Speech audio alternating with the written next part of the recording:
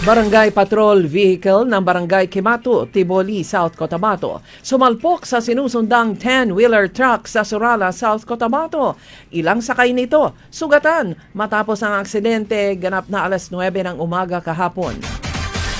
Asynchronous classes na unang ipinag-utos ni Mayor Bruce Matabalaw, kinansila ng Cotabato City Government. Ito'y matapos na magkasundo ang City Council at ang mga driver ng PUJ na balik pasada na sila ngayong araw.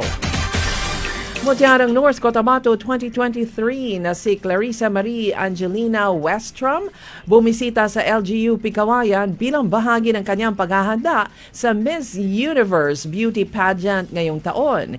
Hinihingi niya ang suporta ng mga taga-Pigkawayan. LGU Tacorong at mga volunteer, formal na sinimula ng first quarter limpyo Kalog Clean-up Drive. Dala ang kanilang mga gamit, ang mga kalahok ay nagsimulang maglinis sa sentrong bahagi ng Tacorong. Unang nilinis ay ang mga baradong drainage canal.